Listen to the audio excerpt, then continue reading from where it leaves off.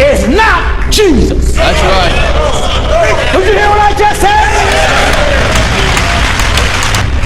And he said, well, the first person I thought of when I saw this icon was you. Well, of course, again, expressing and extending his gratitude for the 8 years of his papacy. And they went on into a very informal lunch, and then he flew back to the Vatican with the same helicopter. Well, I must say, to the great disappointment of the hundreds of people that gathered in Castel Gandolfo, hoping for the Pope or the Popes together to appear on that balcony, Alex. Yes, but Nous avons cette vieille Bible de 1611.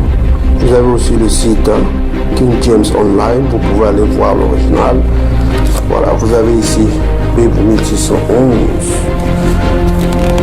1 Esdra 9. Voilà, regardez vous-même, vous avez le mot Nzambi. Voilà, 1 Esdra 9. Et vous avez aussi un titre fameux dans le royaume Congo, Mali. Voilà, le nom de notre Dieu est dans la Bible. Voilà, Nzambi. Donc aujourd'hui, on va continuer toujours dans cette ligne. On vous a dit que son peuple porte son nom. Comme vous pouvez lire maintenant, ça c'est la référence biblique. Vous pouvez aller voir chez vous. Vous mettez sur Google référence biblique et vous tomberez sur ce site.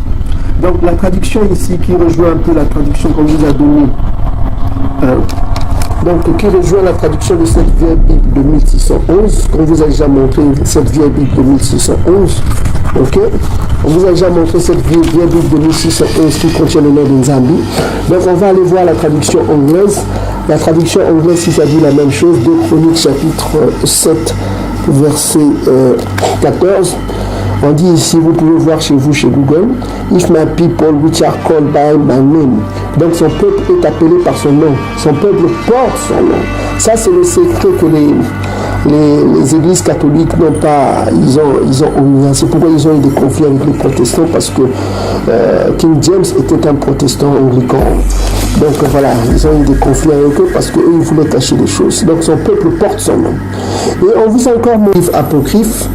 On vous a montré dans 2 Esdras chapitre 3 verset 34, on vous a montré dans les apocryphes, là où Ezra a posé la question à Congo. Il lui dit que weigh you therefore our wickedness, c'est-à-dire pèse notre iniquité sur une balance, quoi. And the days of that dwell in the world, c'est-à-dire avec ceux qui demeurent sur la terre, avec ceux des nations, quoi. Donc il demande le prophète que vous appelez Ezra demande à Congo de peser l'iniquité des Bantous avec l'iniquité des nations sur une balance. Et puis il dit and so shall your name nowhere be found but in Israel. Et tu verras que ton nom n'est trouvé nulle part excepté en Isolélé, chez les Bantous. Donc son nom n'est trouvé nulle part que chez les Bantous. Donc c'est très puissant ce message. Donc son nom n'est trouvé nulle part que chez les Bantous. Donc ici on dit que si mon peuple qui porte mon nom, donc ça veut dire que son peuple porte son nom. Son peuple porte son nom. Et quand vous allez on va aller voir un autre verset, chapitre 43, verset 3, on commence à partir du verset 3. Il dit que je suis Congo, ton Dieu. Là c'est Congo qui parle. Je suis Congo, ton Dieu, le Saint d'Issolélé, c'est-à-dire le chef d'Issolélé, le Saint, ton sauveur. C'est lui le sauveur, Congo. Je donne l'Afrique pour ta rançon. C'est-à-dire l'Afrique sera une possession. Donc l'Afrique est devenue une possession des Bantous. L'Éthiopie, c'est-à-dire couche Saba à ta place. C'est-à-dire que les nations à ta place. Donc les Bantous ont plus de valeur que les nations chamites. C'est ce qu'il veut dire. Voilà quoi. Parce que voilà, les Bantous, ça veut dire hommes. Les autres, ils les considèrent comme pas des hommes, quoi. Voilà, c'est ça. Parce qu'ils gardent la loi. Ceux qui gardent la loi sont des hommes. Ceux qui ne gardent pas, on les appelle souvent les chiens, tout ça, les animaux, quoi. Ils utilisent le terme animal. Parce que tu as du prix à mes yeux. Il dit au Bantou que tu as du prix à mes yeux. Tu es honoré et que je t'aime. C'est-à-dire ça rejoint Romains chapitre 9, verset 13. J'ai aimé Yacouba et j'ai haï Edom, le Mindélé. je donne des hommes à ta place. C'est-à-dire que la valeur des Bantous est tellement si grande qu'il donne même les hommes à sa place et des peuples pour ta vie. Donc pour la vie des Bantous, il donne même des peuples, beaucoup de sang des nations pour son peuple. Il dit, ne crains rien, je suis avec toi, je te ramène de l'Orient. C'est-à-dire qu'il ramène son peuple de l'Orient.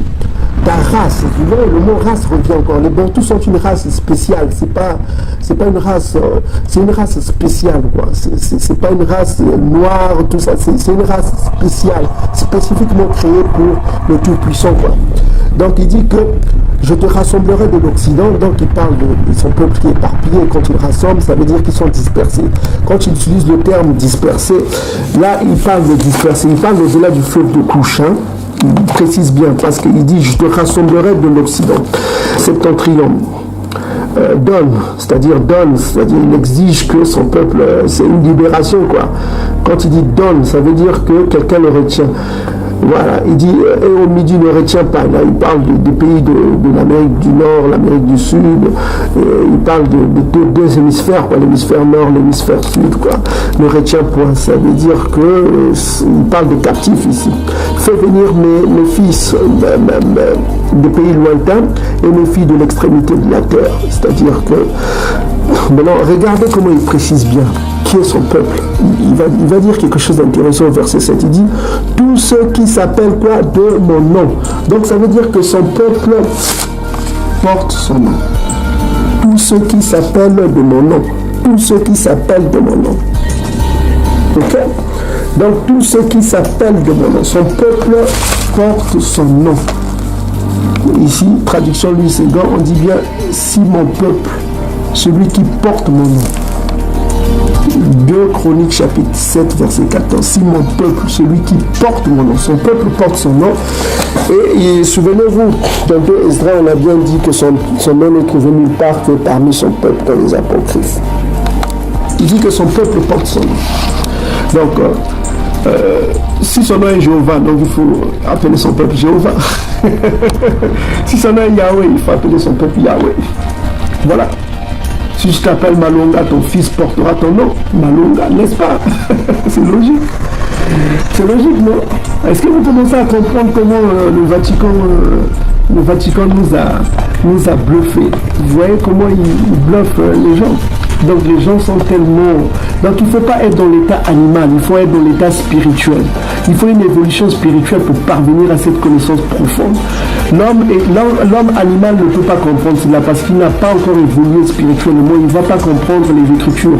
Il va suivre les autres. Il va écouter quelque chose que un être humain a entendu. Il n'a pas été enseigné par Congo.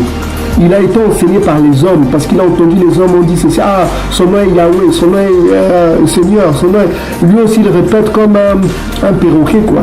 L'homme animal est comme un perroquet, il répète ce qu'il a entendu. Mais il ne réfléchit pas, quoi. Il ne réfléchit pas, il ne prend pas de décision, il ne fait pas des recherches. Il prend ce qu'il a entendu. En fait, c'est l'homme qui n'a pas évolué spirituellement. Et je vais vous le démontrer comment les chrétiens ne sont pas évolués. Donc, si vous l'appelez Loba, comme les faux anges venus du ciel qui vous disent que son nom est Loba, c'est un verbe, Loba, en lingala. Lui, Loba, ça veut dire la parole. Comment vous allez appeler un Dieu un verbe? C'est quoi un verbe? C'est un état ou une action. Vous ne pouvez pas appeler une divinité un verbe. Ok? C'est comme le verbe être. Aya. C'est un verbe. Vous ne pouvez pas qualifier une divinité d'un verbe. Et je vais vous prouver quelque chose que beaucoup de gens se trompent. Donc on va aller ici. On va aller dans la référence biblique, toujours référence biblique. Vous pouvez aller sur Google, vous tapez référence biblique et vous tomberez sur ce site-là qui est vraiment intéressant, qui vous donne beaucoup de traductions.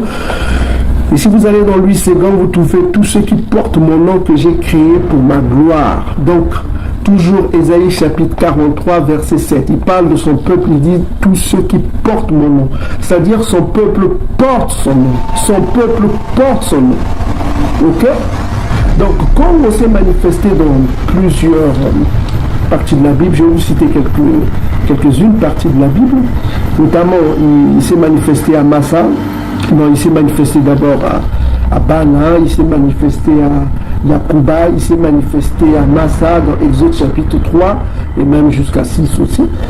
Donc il s'est manifesté à Yosua, ce que vous appelez Yosua, 5 versets 13 à 14. Il s'est manifesté à Manoka. Il revient encore dans Ésaïe chapitre 43 verset 7. Il dit bien que tous ceux qui portent mon nom que j'ai créé pour ma gloire, là il parle en l'occurrence de son peuple, hein. C'est-à-dire qu'il ramènera les captifs de son peuple. Il parle des captifs de son peuple. Il rassemblera son peuple. Vous comprenez, il rassemblera son peuple. Il rassemblera que ceux qui portent son nom, son peuple qui porte son nom, c'est-à-dire qui portent son nom.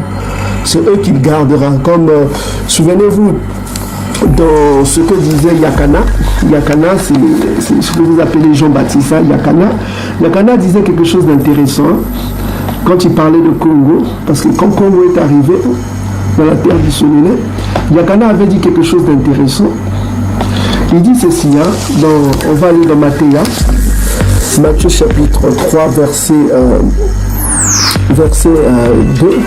12. Il dit ceci, il a son vanne à la main, il nettoiera son air, il amassera son blé dans son grenier, mais il brûlera la paille dans un feu qui ne s'éteint pas. Donc il parle toujours de Congo quand il viendra, il a son vanne, quoi. Il nettoiera son air et amassera son blé dans son grenier. Son blé, c'est les élus bantois dans son grenier. Il les rassemblera dans son grenier.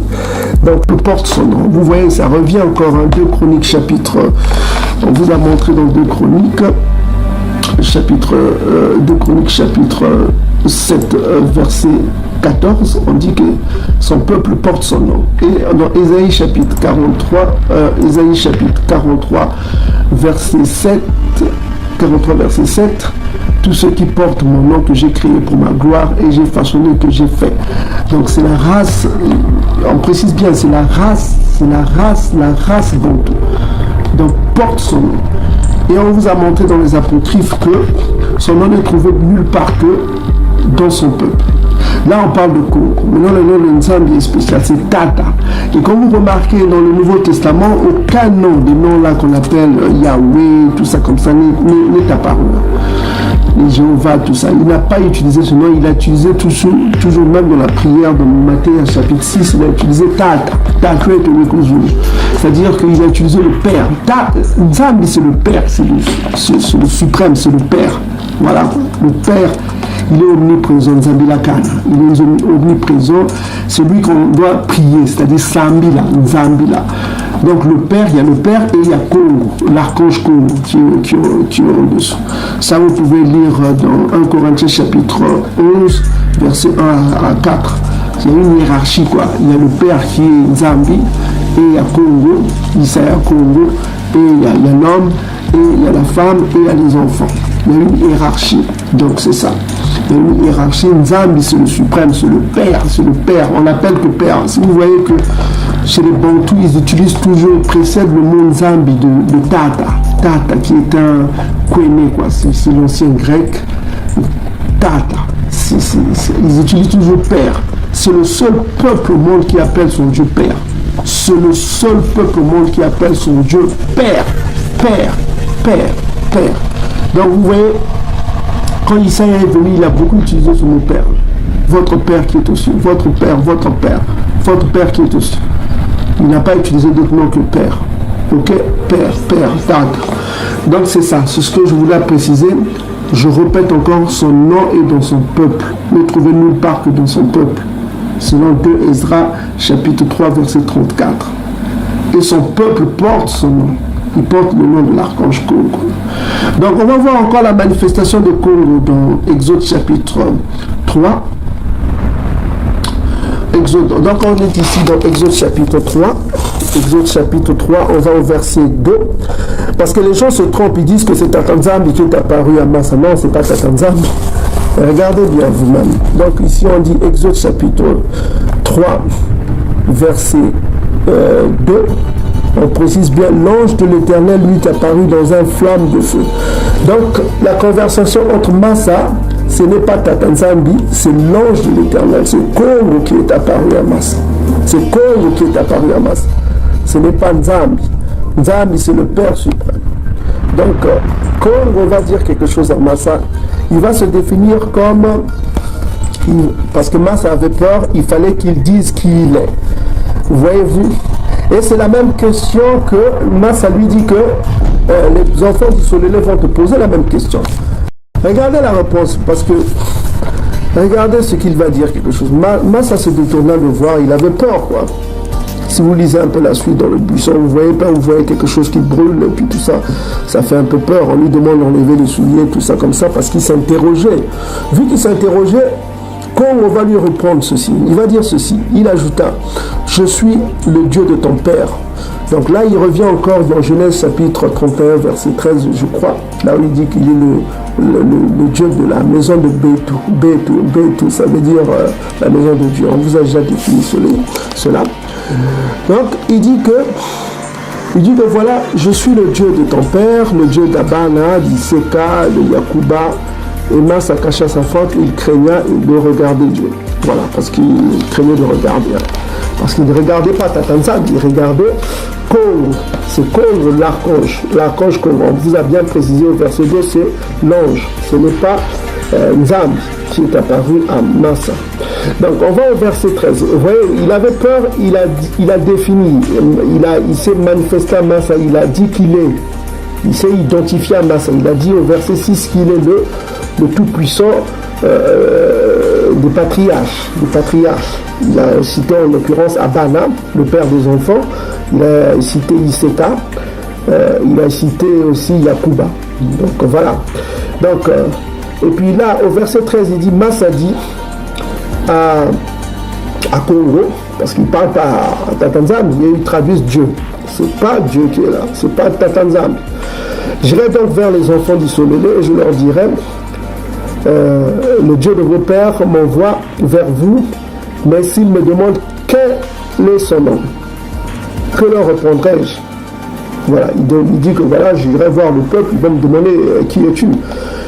Quelle autorité t'envoie? C'est-à-dire, c'est la question qui se parle, parce que le mot Shem, et il se traduit Shem, nous on dit Nsemi. Nsemi, en Kikongo c'est Nsemi. Nsemi, ça veut dire monument, ça veut dire nom, ça veut dire quelque chose dont on se rappelle. D'ailleurs, même si vous allez dans les dictionnaires bibliques, on vous dit Shem, ça veut dire cela. Donc vous voyez ici Nsemi, ce qu'ils appellent Sham, on dit Sham. Donc Nsemi, vous voyez vous-même ici. On va zoomer un petit peu ici. Vous voyez ce que ça veut dire? Ça veut dire même, nom, réputation, gloire, nom. Memorial, monument, memorial, ça veut dire quelque chose dont on se souvient. C'est un mémorial. Tu comprends aussi? Un souvenir, Nsemi. Voilà, Nsemi. Voilà, Nsemi. C'est quelque chose dont on se souvient. Chapitre 13. Donc on dit ici que voilà, il dit, donc il demande aux enfants, les enfants du Solélé vont lui poser qui t'envoie, c'est quelle autorité, c'est qui t'envoie.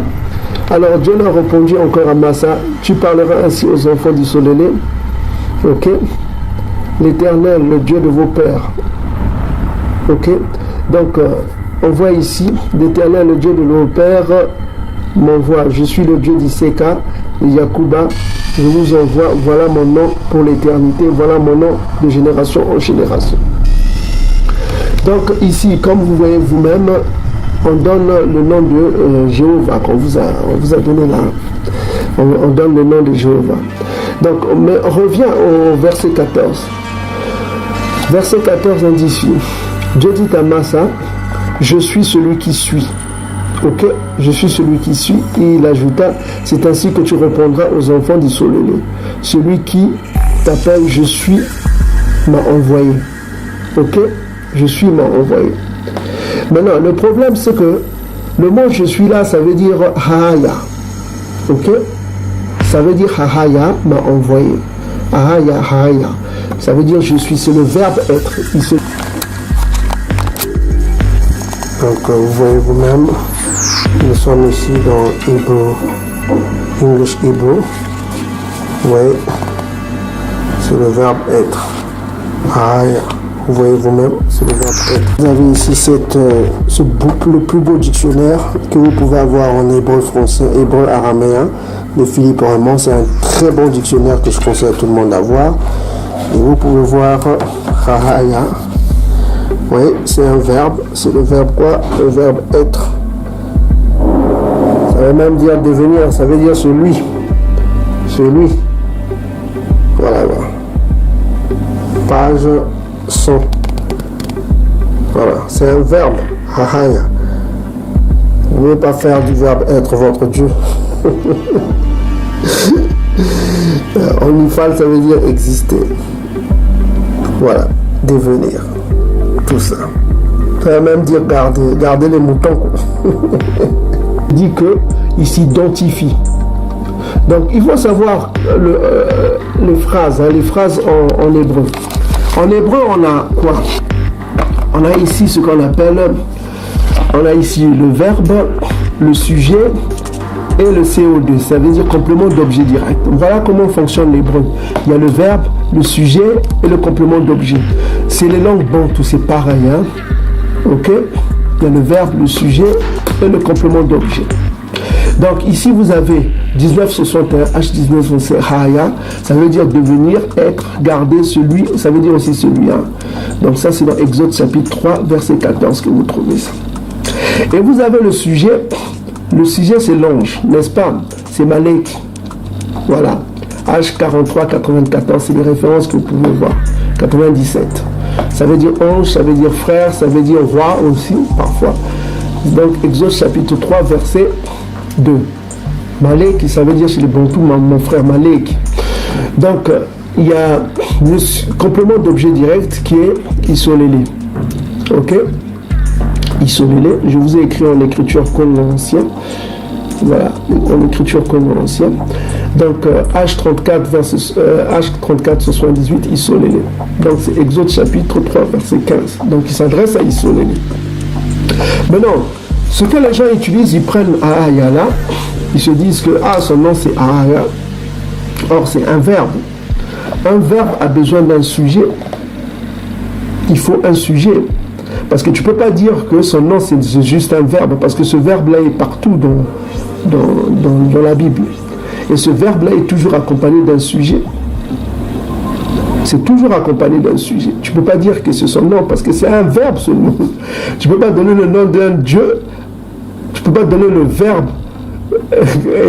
de surcroît un verbe conjugué à la première personne, je suis. Donc voilà.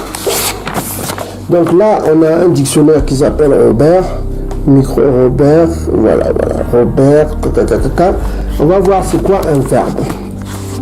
Regardez vous-même, un verbe c'est quoi? Un mot qui exprime une action, un état, un devenir, qui présente un système complexe de formes. Ok? Donc un verbe exprime une action, un état ou un devenir. Un verbe c'est quelque chose de... ça exprime une action, un devenir. Ok? Donc tu ne peux pas qualifier le Tout-Puissant dans quelque chose... dans un verbe, c'est comme loba. Quand tu dis loba, c'est parler. Ça ne peut pas être le Tout-Puissant, une action. Tu ne peux pas devenir... parce qu'avant même l'action, lui, il a toujours existé. Vous comprenez ce que je veux dire? Il est au-delà de l'action. Donc tu ne peux pas définir un Dieu par une action, par un verbe. Son nom ne peut pas être un verbe, ça doit être un sujet. Donc le verbe est toujours accompagné d'un sujet. On va vous montrer un exemple hein, que le verbe est toujours accompagné. Ce verbe-là est toujours accompagné d'un sujet. Donc on va aller dans Exode chapitre 18 verset 19.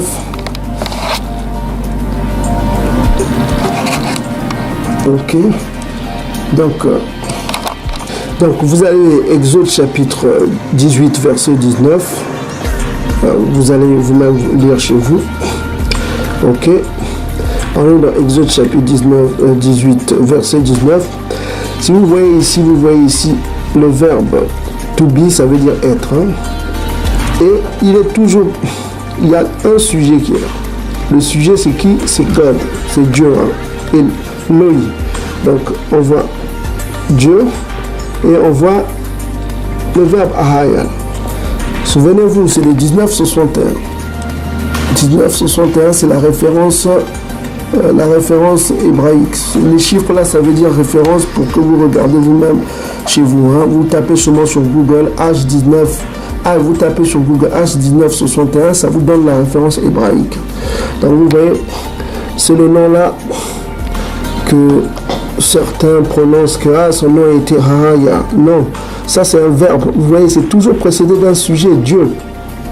Ça peut pas être le nom, puisque vous voyez même Dieu, God shall be with you, c'est-à-dire qu'il sera avec toi, Dieu sera avec toi.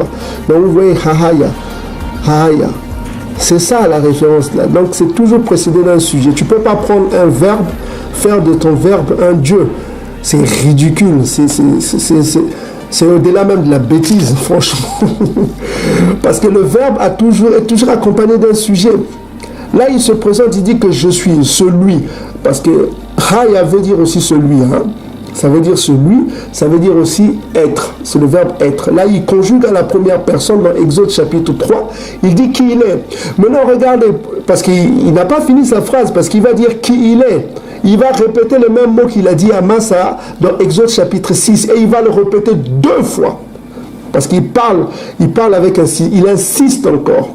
Regardez bien ce qu'il va. Donc, vous voyez vous-même dans Exode chapitre 18, verset... dans Exode chapitre 18 verset 19, vous voyez bien que ce verbe là est toujours accompagné d'un sujet Elohim, c'est-à-dire Dieu et Haya. Regardez Haya, c'est accompagné de Haya, il y a le sujet et le verbe, c'est logique, et il y a le complément qui est là, le peuple, le CO2. Donc on ne peut pas utiliser les verbes comme son Dieu. C'est au-delà de l'idiotie.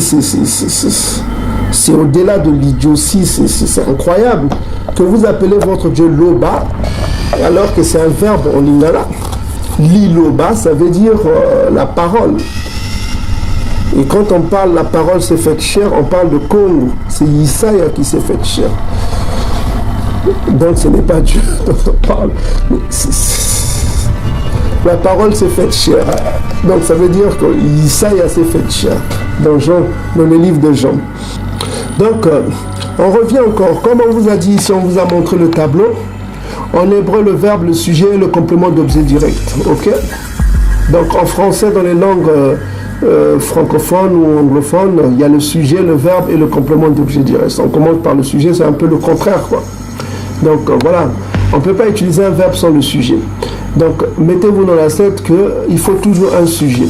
Alors, le sujet ici, c'est Malek qui parle. Hein. C'est Malek qui parle, il s'exprime et il parle à la première personne. Il dit que je suis. Ok? Souvenez-vous, dans Menoka, il a dit que son nom est secret.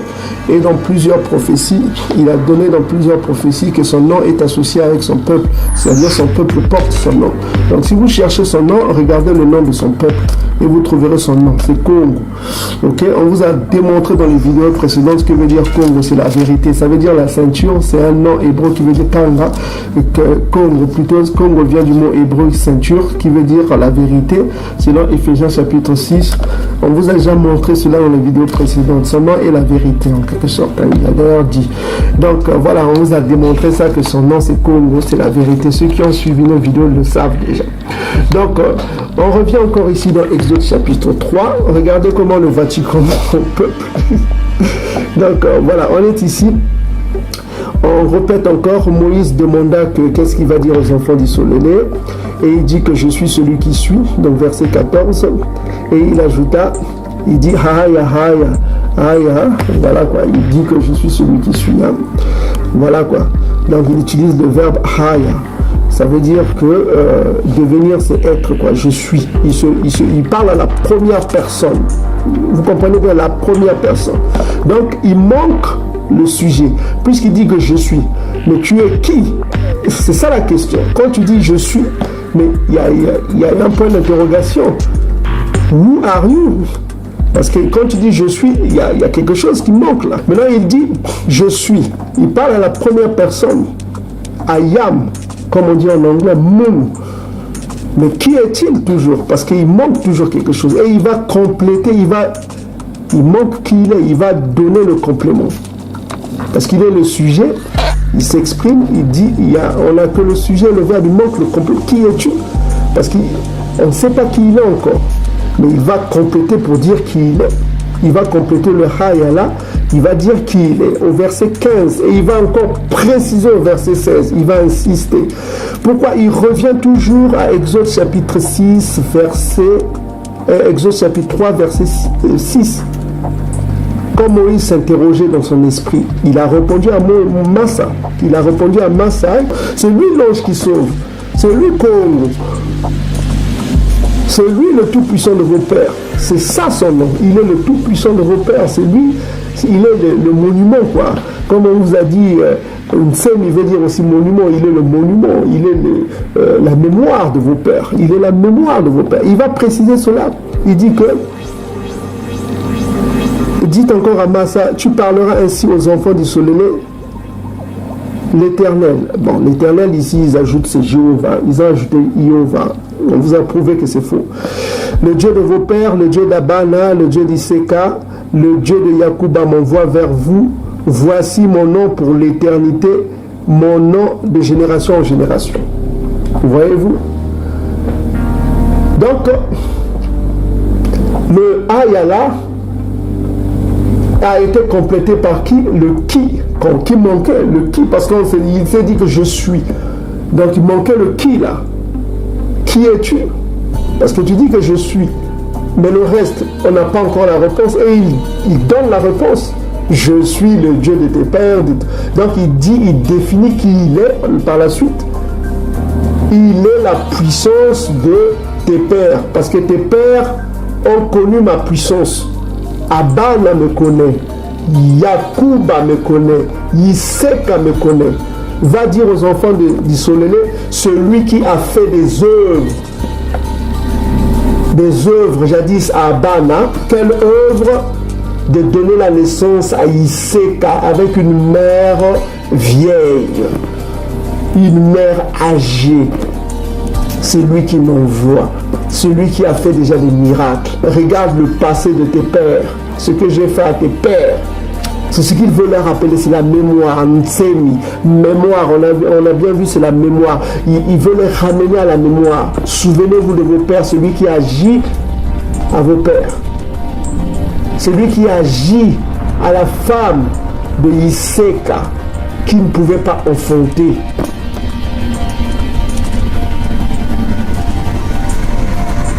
C'est celui qui agit à Yacouba, qui a fait des miracles à Yacouba et qui a fait des promesses à Yacouba. C'est ça, c'est lui qui a fait des promesses à Abana, c'est lui qui a fait des promesses à Iseka, c'est lui qui a fait des promesses à Yacouba, c'est lui qui a fait des miracles à vos pères.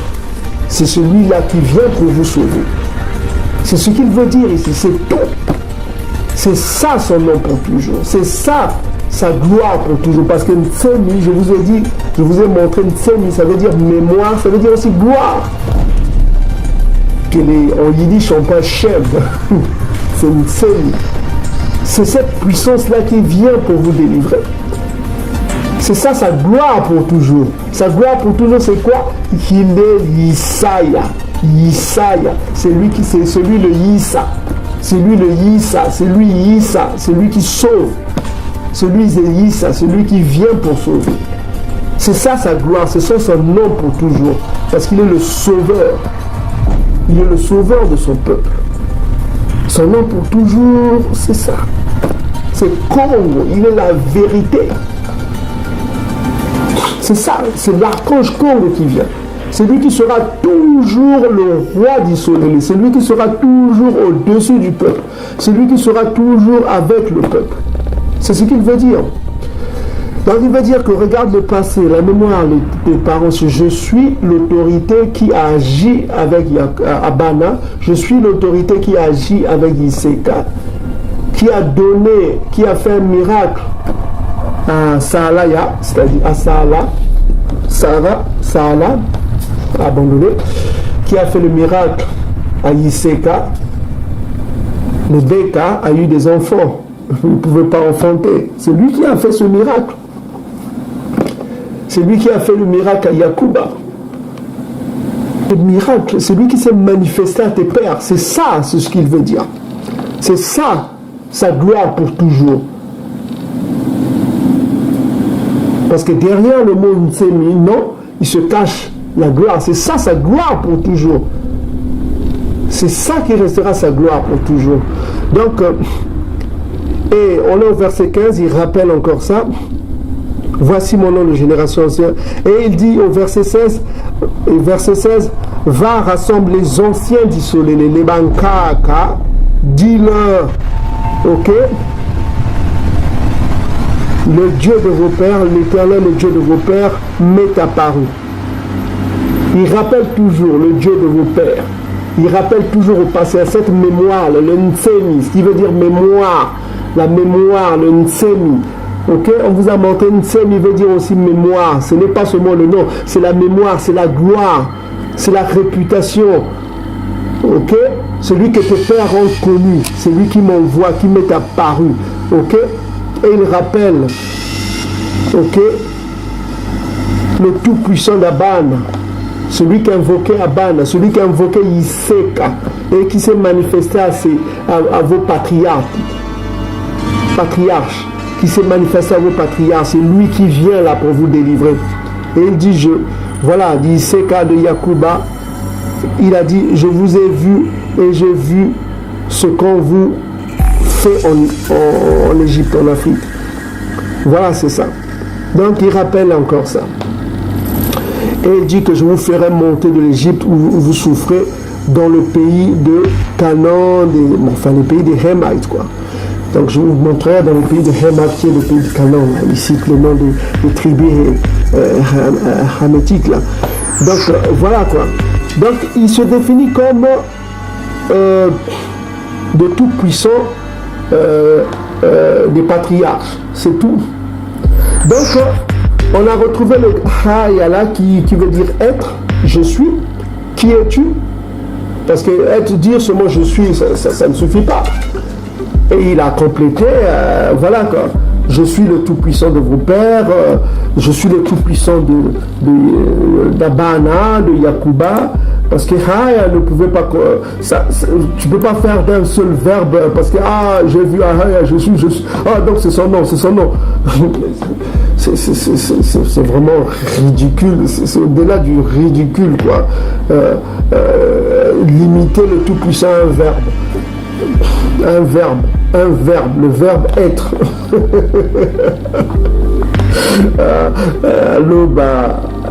Ok, donc voilà, c'est ce qu'on voulait vous montrer. On voulait vous montrer peuple bantou. Ne vous laissez pas, parce que Edom, il faut avoir une évolution spirituelle pour comprendre les Écritures. Il faut une évolution spirituelle pour comprendre les Écritures, parce que si vous vous laissez berner par des faux prophètes qui viennent du ciel, tout ça comme ça, et qui vous diront que voilà, son nom c'est Loba. Loba, c'est un verbe. Tu ne peux pas faire d'un verbe ton Dieu. Et on a vu Aya aussi, c'est un verbe. Tu ne peux pas faire de ton verbe ton Dieu. Et on a même vu que ce nom-là, Aya, dans Exode chapitre 18, verset 19, est accompagné d'un sujet, c'est-à-dire de Dieu. Dieu. Tu vois, et qu'est-ce qui veut dire être? Fera, l'action, c'est l'action. Ok? Donc on ne peut pas faire d'un verbe son Dieu. C'est au-delà du ridicule.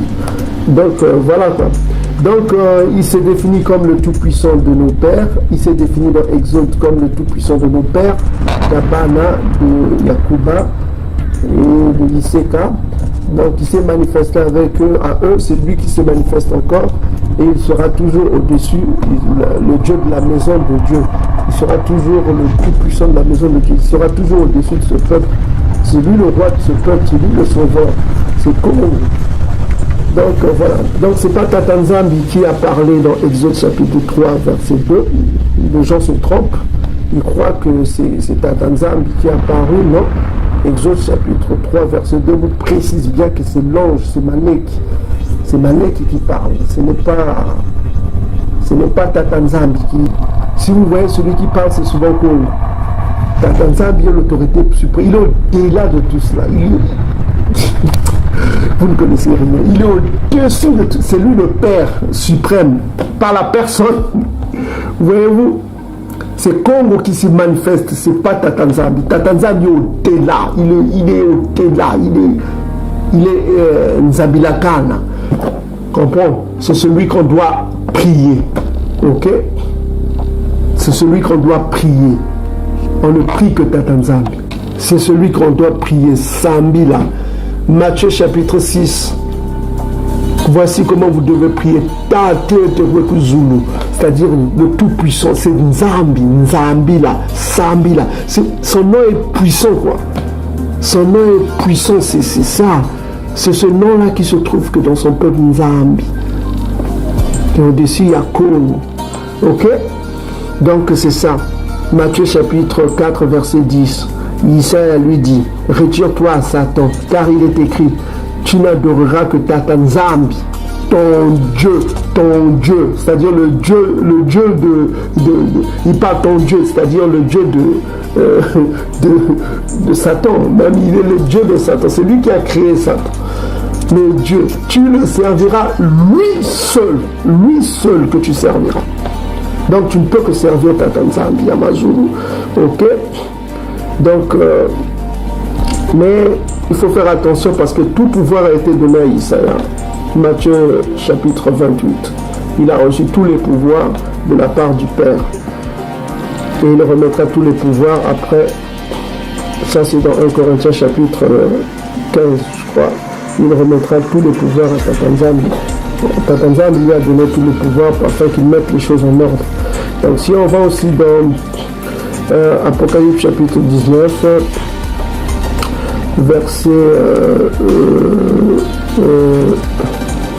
verset 10. Donc je tombais à ses pieds pour l'adorer. Donc voilà, on voit qu'il y a qu'un Jean voulait adorer l'ange, quoi. Mais il me dit, garde-toi de le faire, je suis ton compagnon de service, celui de tes frères, c'est-à-dire Maleki, quoi, qui ont le témoignage de Isaïe. Qui adore Nzambi, car le témoignage de Isaïe est l'esprit de prophétie. Donc il faut adorer Nzambi. C'est Nzambi qu'il faut prier, Tata Nzambi. Et Congo, c'est l'archange, c'est le médiateur, hein, comme on dit dans la Bible, c'est le médiateur. Donc voilà, Nzambi, il y a Congo, l'archange Congo, il y a l'homme, il y a la femme, il y a les enfants. Ça c'est 1 Corinthiens chapitre 11, verset 1 jusqu'à 4. Vous lirez tout ça chez vous. Donc on a terminé avec ce sujet pour dire que un verbe ne peut pas être le nom de... On ne peut pas limiter le nom de Tata Nzambi à un verbe. Et vous ne pouvez pas dire son nom c'est la parole, Liloba. Bon, on dit qu'au commencement était la parole était avec Tata Nzambi et la parole était Nzambi. Ok? Donc les gens disent que ah ouais, Loba c'est la parole. Il y a des commentaires que j'ai reçus dans certaines vidéos là où ils disent que Loba, tu vois, c'est la parole. Bon, enfin, je leur dis que mais allez un peu plus bas, continuez à lire là. Il faut lire. On dit que la parole, elle était dans le monde et le monde a été fait par elle et le monde ne l'a pas connue. Elle est venue parmi les siens et ne l'ont point reçue. C'est-à-dire que la parole était là, elle est venue parmi les siens, c'est-à-dire de la tribu, de sa tribu, quoi. Mais tous ceux qui l'ont reçu, à ceux qui l'ont